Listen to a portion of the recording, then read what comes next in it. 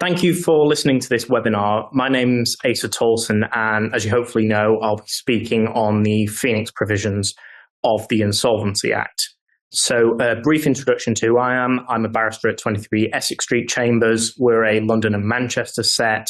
I'm in the business and property team, and insolvency is one of my main areas of specialism, together with property and general commercial disputes. Now, I've represented applicants in a fair few Phoenix provisions applications, so my talk's very much focused on how the court will practically approach these applications. And those of you who've kept tabs on the Thornhill case that reached the Court of Appeal recently will probably understand why there's a disclaimer at the end of these slides, and that is self-explanatory.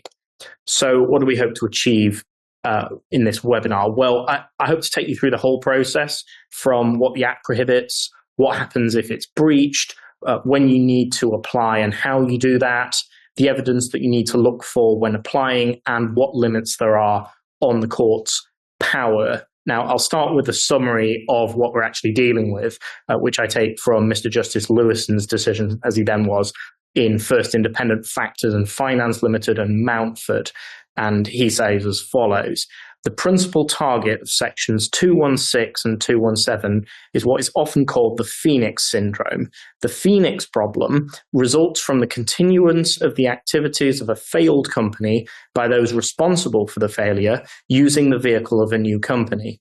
The new company, often trading under the same or a similar name, uses the old company's assets, often acquired at an undervalue, and exploits its goodwill and business opportunities. Meanwhile, the creditors of the old company are left to prove their debts against a valueless shell, and the management conceal their previous failure from the public. The Phoenix company rises out of the ashes as of the defunct company. However, although the Phoenix syndrome is the principal target of the sections, the words of the sections encompass factual situations that cannot be described in those terms.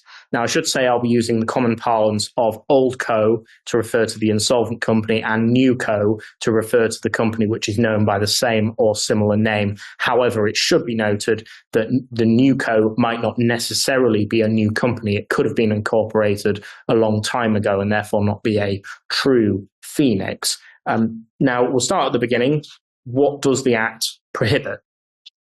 Well, on this slide here, there's the relevant extract from section 216(3), and that says that without leave or as prescribed, a person to whom this section applies may not for 5 years beginning with old co's liquidation be a director of a company known by a prohibited name, in any way directly or indirectly be concerned or take part in the promotion, formation, or management of any such company, or in any way, directly or indirectly, be concerned or take part in the carrying on of a business carried on otherwise than by a company under a prohibited name.